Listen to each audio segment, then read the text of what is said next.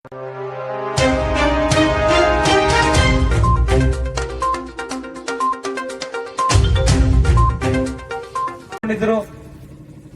ನೂರಾರು ಎಕರೆ ಆ ಜಮೀನು ರೈತರಿಗೆ ಇವತ್ತು ಮಂಜೂರು ಮಾಡುವಂತ ಕೆಲಸವನ್ನು ಮಾಡಿದ್ದೇನೆ. ನಾನೆಲ್ಲೂ ಕೂಡ ದ್ವೇಷದ ರಾಜಕಾರಣ ಮಾಡಲಿಲ್ಲ. ನೀನ್ ಯಾವ ಪಾರ್ಟಿ ಅಂತ ಕೇಳಲಿಲ್ಲ, ನಿಮ್ ಲೀಡರ್ ಯಾರು ಅಂತ ಕೇಳಲಿಲ್ಲ, ನೀವು ಯಾರು ವೋಟ್ ಹಾಕಿದ್ರಿ 50 ವರ್ಷಗಳಿಂದ ಅಂತ ಕೇಳಲಿಲ್ಲ, ಮುಂದೆ ಬರ್ತಕ್ಕಂಥ ಚುನಾವಣೆಗಳಲ್ಲಿ ನೀವು ಯಾರು ಹಾಕ್ತೀರಾ ಅಂತ ಕೇಳಲಿಲ್ಲ. ಚಿಂತಾಮಣಿ ವಿಧಾನಸಭಾ ಕ್ಷೇತ್ರದ ರೈತರು ಅಂತ ಪರಿಗಣಿಸಿ ನಾನು ಸುಧಾಕರ್ ಹತ್ರ ಇರ್ತಕ್ಕಂಥವ್ರಿಗೂ ಕೂಡ ಮಂಜೂರು ಮಾಡಿಕೊಟ್ಟಿದ್ದೇನೆ. ನನಗೆ ಕೆಲವರು ಕಸ್ಬಾ ಹುಳಿಯಲ್ಲಿ ನಮ್ಮವ್ರು ಬಂದು ಹೇಳಿದ್ರು, ಅಣ್ಣ ಅವ್ರು ನಮ್ಮ ಪಾರ್ಟಿ ಅಲ್ಲ ಅಂತ ಹೇಳಿದ್ರು. ನಮ್ಮ ಹತ್ರ ಸೇರ್ತಾರಂತೆ ನೋಡ್ರಪ್ಪ, ಕರ್ಕೊಂಡ್ಬಿಡ್ರಿ ಈಗ ಅಂದೆ. ಅಣ್ಣ ಅವ್ರು ನಮ್ಮ ಪಾರ್ಟಿ ಅಲ್ಲಣ್ಣ, ಈಗ ನಿಮ್ಮ ಜಮೀನು ಮಂಜೂರು ಮಾಡಿಸ್ಕೊಳಕ್ ಬಂದಿರೋದು ಅಂದ್ರು.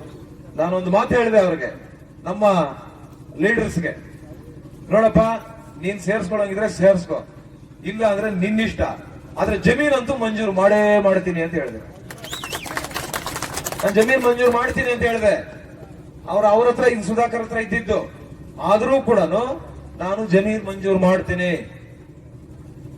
ನಾ ಇವತ್ತು ಗಂಗಾ ಕಲ್ಯಾಣಿಯಲ್ಲಿ ಬೇರೆ ಬೇರೆ ನಿಗಮಗಳಲ್ಲಿ ಬೋರ್ವೆಲ್ಗಳು ಕೊರೆಸಿರ್ತಕ್ಕಂಥದ್ದು, 100 ಬೋರ್ವೆಲ್ಗಳು ಕೊರೆಸಿರ್ತಕ್ಕಂಥದ್ದು, ಅವ್ರಿಗೆ ಪಂಪು ಮೋಟ್ರು ಆ ಒಂದು ಸಾಮಗ್ರಿಗಳನ್ನ ಕೊಟ್ಟಿರ್ತಕ್ಕಂಥದ್ದು, ನೇರ್ ಸಾಲ ಇರಬಹುದು, ಬೇರೆ ಬೇರೆ ಯೋಜನೆಗಳನ್ನ ನಾನು 2013ಕ್ಕಿಂತ ಮೊದಲು 4 ವರ್ಷ ನನ್ನ ಸೇವೆಯಲ್ಲಿ ಒಂದೇ ಮಾತನ್ನ ಹೇಳ್ತಾ ಇದ್ದಿದ್ದು, ಕರ್ನಾಟಕ ಸರ್ಕಾರದಿಂದ ಏನೆಲ್ಲ ಯೋಜನೆಗಳಿದೆ ಆ ಎಲ್ಲ ಯೋಜನೆಗಳನ್ನ ನಿಮಗೆ ಮನೆ ಬಾಗಿಲಿಗೆ ತಂದು ಕೊಡ್ತೇನೆ ಅನ್ನುವಂತ ಮಾತನ್ನ ಹೇಳ್ತಾ ಇದ್ದೆ. ನಾನು ಆ ಕೆಲಸವನ್ನ ಕಳೆದ 10 ವರ್ಷಗಳಿಂದ ನಾನು ಮಾಡಿದ್ದೆ. ನಾನೆಲ್ಲೂ ಕೂಡ ರಾಜಕಾರಣ ಮಾಡಲಿಲ್ಲ, ನಾನೆಲ್ಲೂ ಕೂಡ ದ್ವೇಷದ ರಾಜಕಾರಣ ಮಾಡಲಿಲ್ಲ.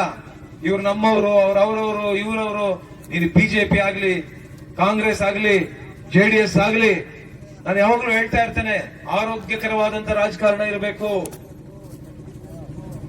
ಯಾವುದೇ ಒಂದು ಕ್ಷೇತ್ರದಲ್ಲಿ ಆರೋಗ್ಯಕರವಾದಂತ ರಾಜಕಾರಣ ಇರಬೇಕು. ನಿಮ್ಮ ಪರವಾಗಿದ್ರೆ ನಿಮಗೆ ಕೆಲಸ ಮಾಡಿದ್ರೆ, ಇಲ್ಲ ಅಂತ ಹೇಳಿದ್ರೆ ಅವ್ರಿಗೆ ಈ ರೀತಿ ಕಿರುಕುಳ ಕೊಡುವಂತದ್ದು ಉದಾಹರಣೆ ಇದೆ. ಈಗ ಜಮೀಲಣ್ಣ ಏನ್ ಮಾಡಿದ್ರು ನಿಮ್ಗೆ? 3 ಸ್ಟಾರ್ ಗೌಸು ಬೆಳಗ್ಗೆಯಿಂದ ರಾತ್ರಿವರೆಗೂ ನಿಮಗೆ ದುಡಿಮೆ ಮಾಡಿ ಸುಧಾಕರ್ ಅವರು MLA ಆಗ್ಬೇಕು ಅಂತ ಶ್ರಮ ಪಟ್ಟು ಬೆವರು ಸುರಿಸ್ಕೊಂಡು ನಿಮಗೆ ಖರ್ಚುಗಳಿಗೂ, ಚುನಾವಣಾ ಖರ್ಚುಗಳಿಗೂ ಕೂಡ ಹಣವನ್ನ ಕೊಡ್ತಕ್ಕಂತ ಒಂದು ಜಮೀನ್ ಕಿತ್ಕೊಂತೀರಾ ಅಂದ್ರೆ ನೀವಿನ್ ಯಾರನ್ನಪ್ಪ